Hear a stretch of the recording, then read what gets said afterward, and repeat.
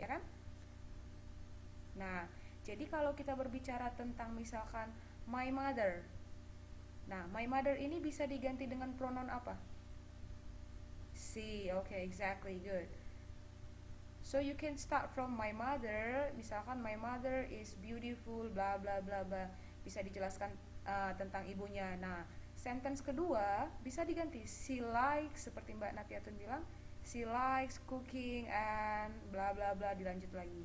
Baru kembali lagi ke kalimat ketiga, my mother always, misalkan entah bangun pagi atau selalu memasak masakan yang enak, misalkan begitu. Jadi bisa diulang repetition of keywordnya dan bisa dibantu dengan menggunakan pronoun supaya seperti yang tadi kita sudah jelaskan, menghindari overuse, penggunaan berlebihan dari keywords itu, gitu. Oke? Ada yang mau ditanyakan sampai sini?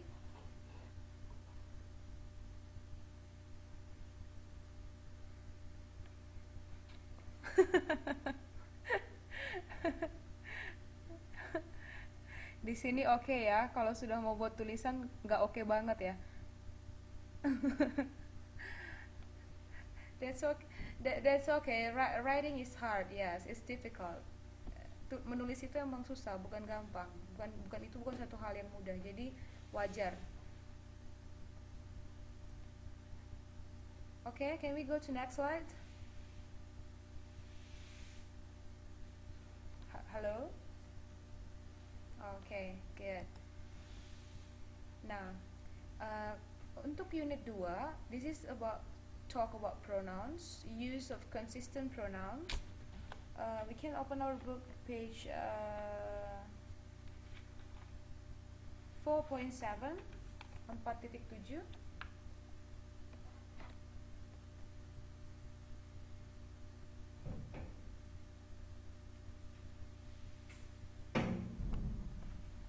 Okay, you got it? Okay. So, pronouns normally connect ideas since a pronoun always refer the reader to something stated earlier in the text. Nah, jadi pronoun itu katanya pada umumnya menghubungkan ide yang sudah dimunculkan atau dituliskan sebelumnya. Jadi seperti yang udah kita buat contoh tadi, kalau dia di awal misalkan disebutkan my mother, maka di sentence berikutnya dia bisa diganti pronounnya menjadi ya, she. Dan ingat, when we use pronouns instead of keywords, ingat tadi kan keywordsnya yang diulang-ulang, ya kan? Nah, di sini di unit 2 kita juga bisa menggunakan pronoun. When we use pronouns instead of keywords, make sure that we use the same person and number throughout the paragraph. We cannot change person to number or plural to singular, etc. Nah, seperti yang sudah saya jelaskan tadi. Kalau di kalimat awal atau di awal tulisan kita sudah menyebutkan tentang ibu kita, my mother. Nah, itu tidak bisa diganti menjadi misalkan he atau they atau it. Ya, kenapa? Bisa, her, bisa. Tapi ketika kita bisa pakai her ketika kita ingin menuliskan yang berkaitan dengan kepemilikan, ya kan? Misalkan her dress, her shoes, sepatunya, bajunya, her hair, rambutnya gitu. Jadi remember that we cannot change person to number. Kalau kita sudah misalkan menggunakan di kalimat awal itu tentang benda, about things, so remember pronouns that can change change that thing, it should be it. Jadi kata pronoun yang bisa menggantikan benda yang kita tuliskan di awal kalimat atau di awal tulisan kita itu adalah kata it. Oke, di sini ada saya buat contoh di slide. Misalkan kalau kita berbicara tentang beautiful girl, bisakah kita ganti menjadi di kalimat berikutnya menggunakan it?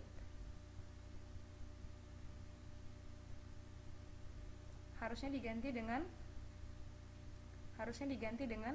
she. Okay. Kalau berbicara the handsome boy, so we can change to he. Okay. If I say that my friends and I went to a hospital last night, maka untuk kalimat berikutnya diganti pronounnya menjadi apa? We. Okay. The old man and that lady went to a supermarket last week. Okay, there, good. Yeah, so you got it here, the consistent of pronouns. Consistent means that kita menggunakannya itu secara konsisten. Kalau konsisten tahu kan tidak berubah-ubah. Jadi kalau di awal sudah tentang orang, maka sampai kalimat atau tulisan itu selesai, kita harus menggunakan pronoun yang berkaitan dengan orang. Kalau dia misalkan di awal kita menuliskan tentang benda, maka kita harus menggunakan pronoun yang berkaitan dengan benda. Okay? Okay, good. Any questions? No?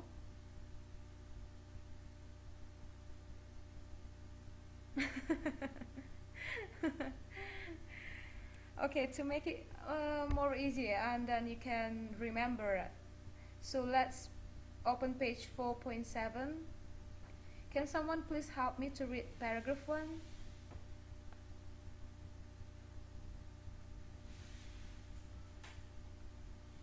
Ada Tria Yupu Oke, silakan Mbak Mundrik. Yes. Wah.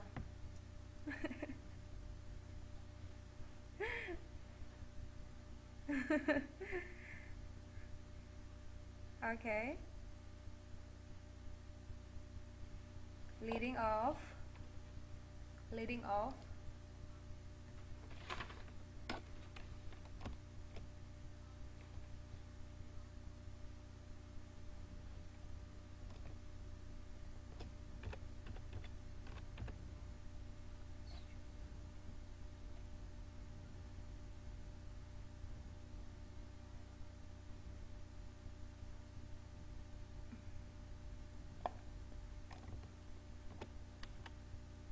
Yang mana tuh?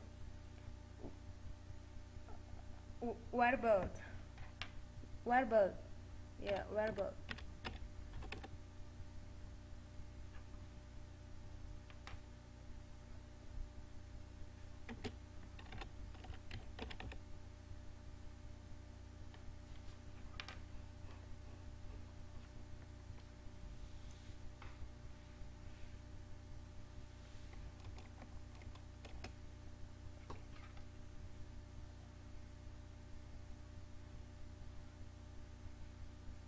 Okay.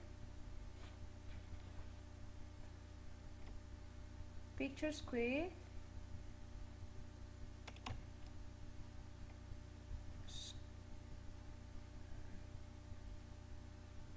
Decidedly pretty.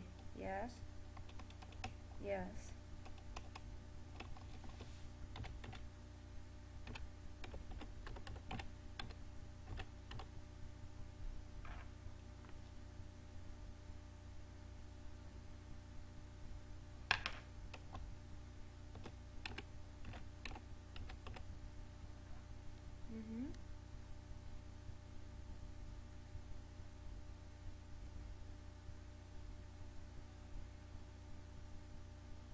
Chipmunk. Yes. Path. Disappear.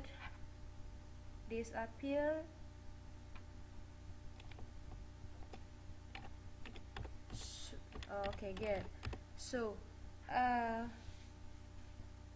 ada yang bisa cerita? Ini sebenarnya cerita tentang apa nih?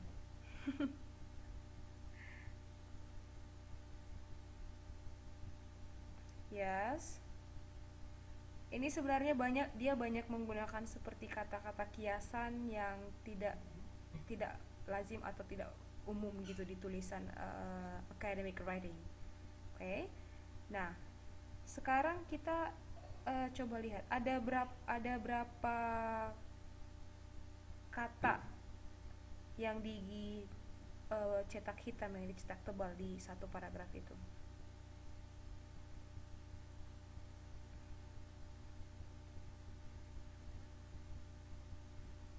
Three? Is that three? Oke. Okay. Nah, si ini di sini ini mengacu atau artinya itu dia ke perempuan yang bagaimana? Yang perempuan yang tua kah, perempuan yang muda, perempuan yang cantik, atau perempuan yang jelek, atau perempuan yang Oke. Okay. Oke, okay, younger. How do you know that she refers to a young girl? Dari mana kita tahu bahwa she itu mengarah atau mengacu kepada perempuan muda? Di kalimat keberapa kita bisa ini temukan? The first sentence about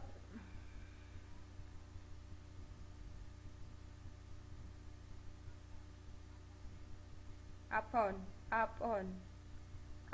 her arm. No. Oh, okay, good.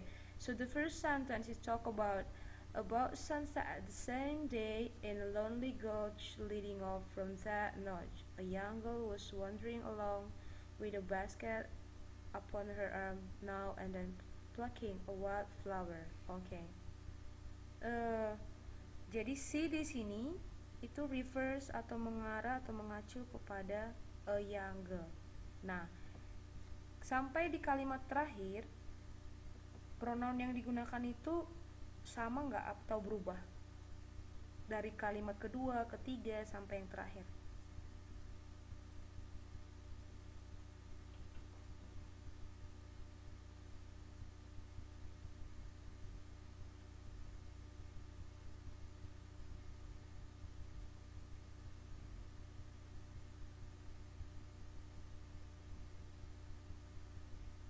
Adakah kira-kira yang pronounnya itu diganti jadi misalkan menggunakan he atau they atau we? Jadi dia menggunakan pronounnya itu secara konsisten nggak? Oke. Okay. Nah, selain daripada pronoun she, ada kira-kira pronouns possessive pronouns di situ yang menunjukkan bahwa cerita ataupun subjek ataupun orang yang diceritakan di paragraf ini adalah young girl. Ada nggak kira-kira yang menunjukkan itu kepada possessive pronouns? Yang Oke, kalimat keberapa? Ada berapa kali disebutkan pronouns her, possessive pronoun her? Oke, silakan dihitung biar nggak ngantuk ya.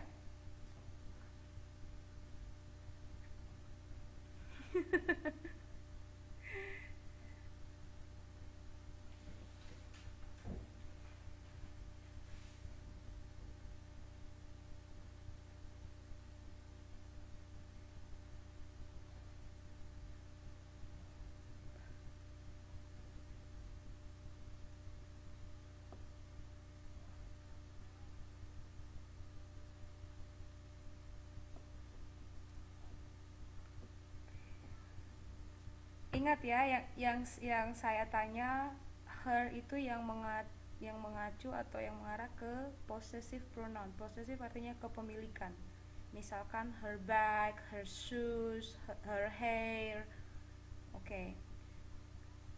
Beda dengan kalau cuman her. Her itu yang mengganti she, artinya nya. Enggak. Around her maksudnya di sekelilingnya. Di sekeliling dia, itu maksudnya, di sekeliling si perempuan muda ini. Jadi di situ nggak ada kepemilikan. Iya. Jadi ada berapa?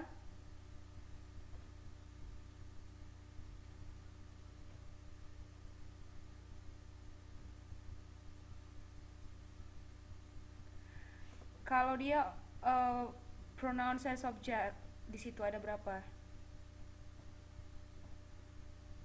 Pronoun as object ada 2. Di kalimat keberapa tuh?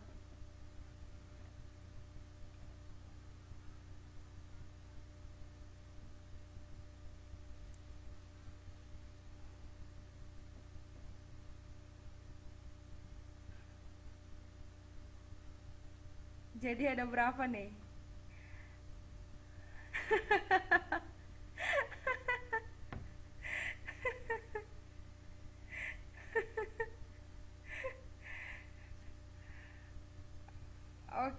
Oke, possessive pronoun ada berapa?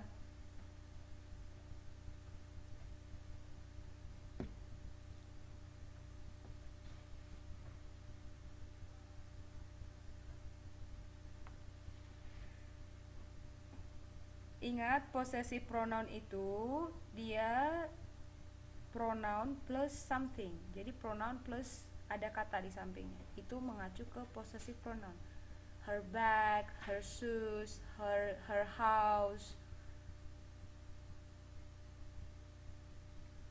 Jadi ada berapa possessive pronoun dan juga pronoun as object ada berapa?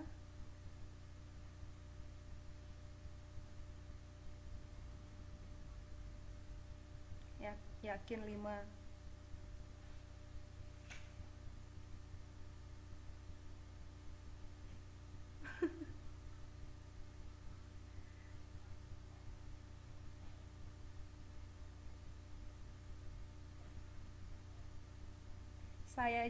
Saya aja udah ketemu ada 7. Posesifnya ada 7, as objeknya ada 2.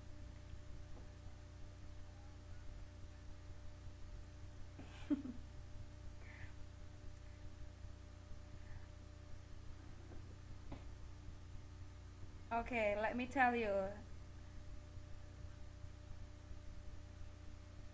Okay, so the first one is her. Okay, the second, her nation, and then okay, her veins, her dusky skin, her eyes of midnight color, and then her waist, and yes, her face. So how many times? Okay, 7.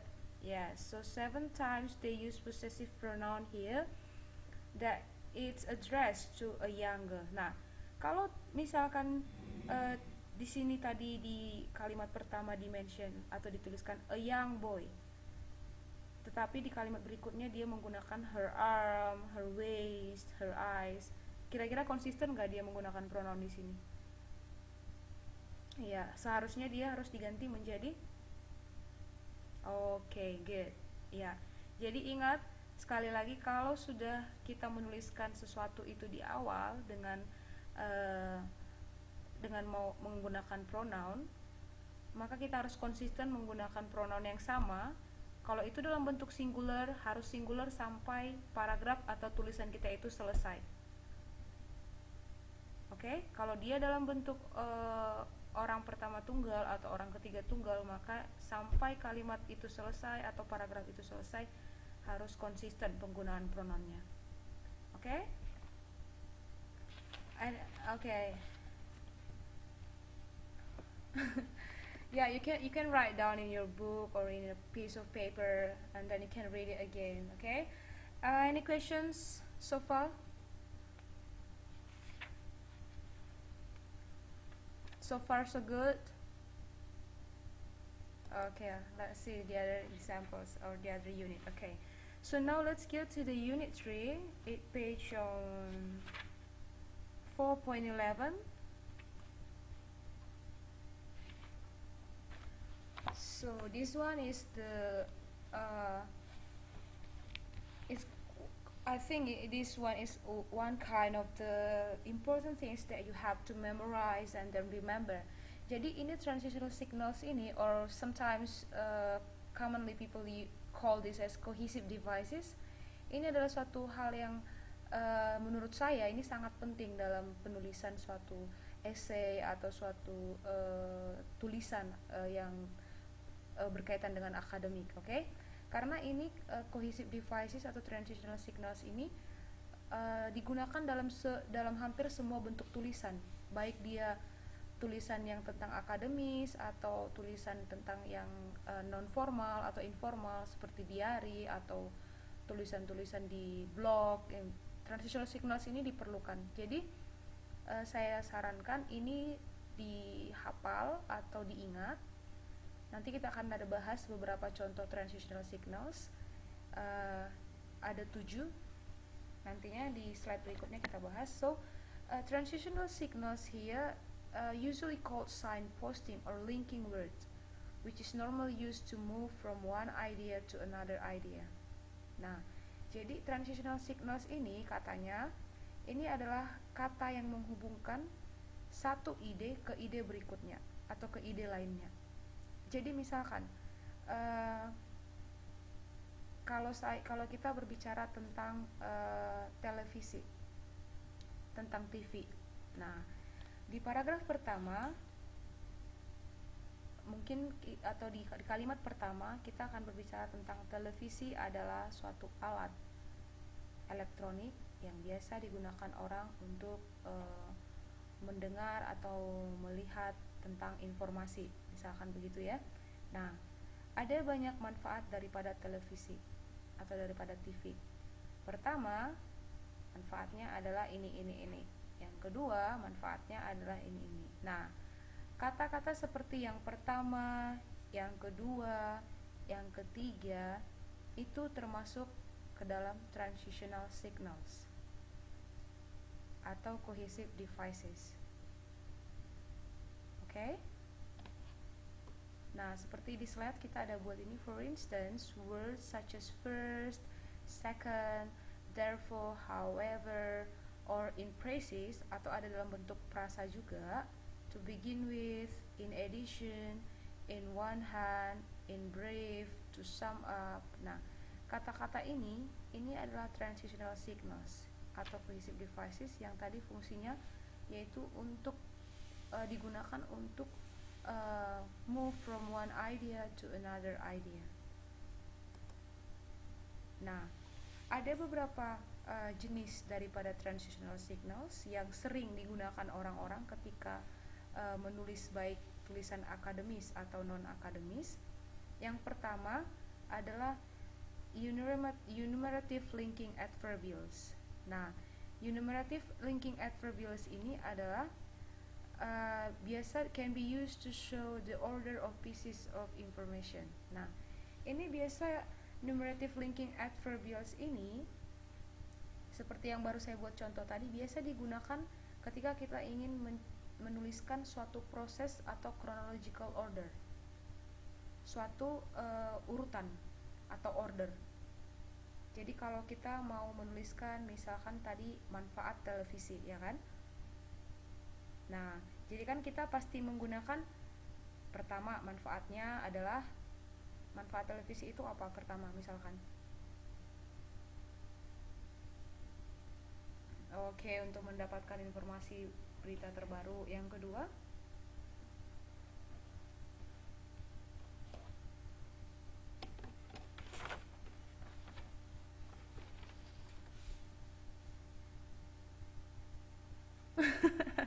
membuang kejenuhan, kata Mbak Muntrik. Ya, bisa mungkin nonton berita, nonton kartun katanya untuk buat enjoy lah ya, untuk buat pikiran relax ya. Nah, kalau ada lagi fungsi atau manfaat yang ketiga, maka kita menggunakan yaitu ordinal numbers, first, second, third, fourth, etc. Oke? Atau bisa kita menggunakan juga firstly, finally, lastly, itu untuk yang bentuk adverbnya.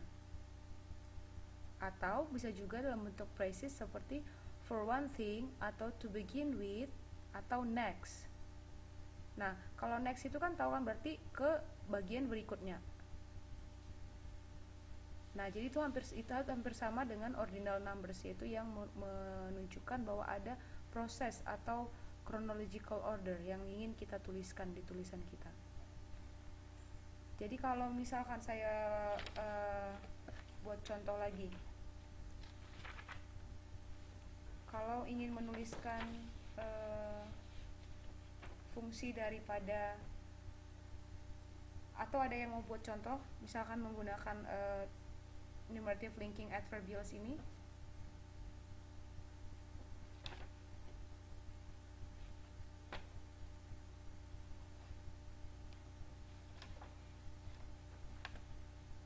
Ini sebenarnya di buku dia di halaman 4.12 ada contohnya.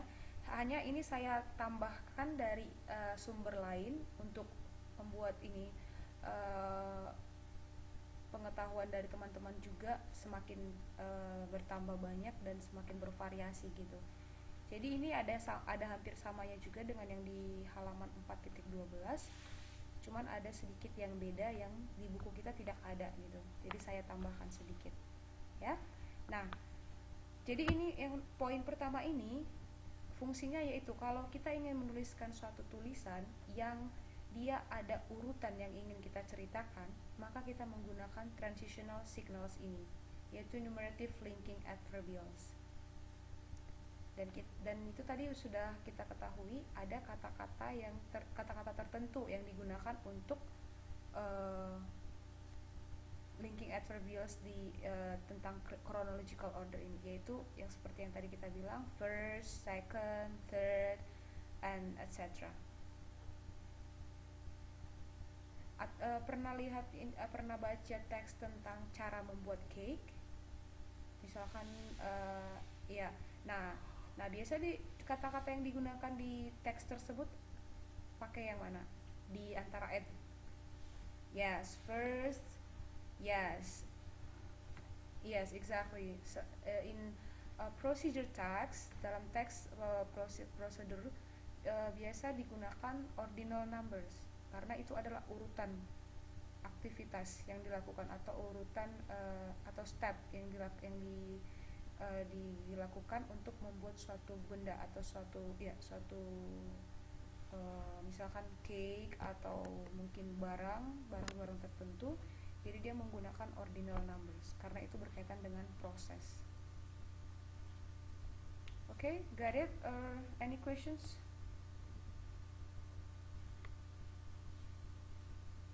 Okay, ada yang bisa buat contoh kalau memang sudah paham bagaimana menggunakan numerative linking adverbials ini?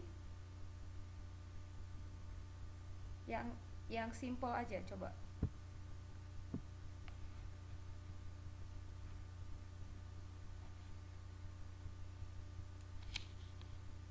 Okay, yes, good. Bisa manfaat body lotion ya.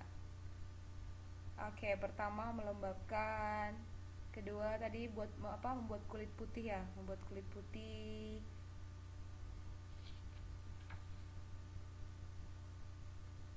Ya, kenapa Mbak?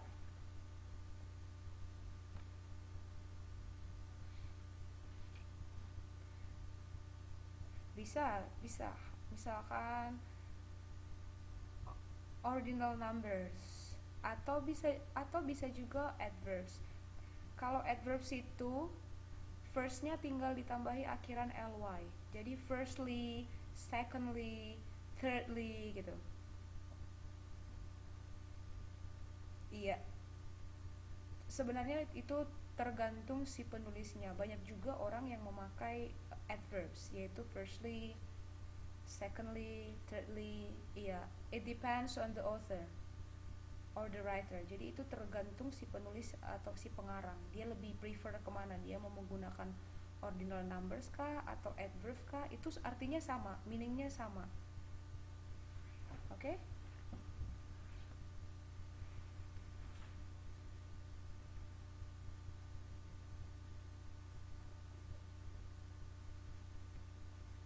antara ordinal atau presis atau adverbs di enumerative linking adverbial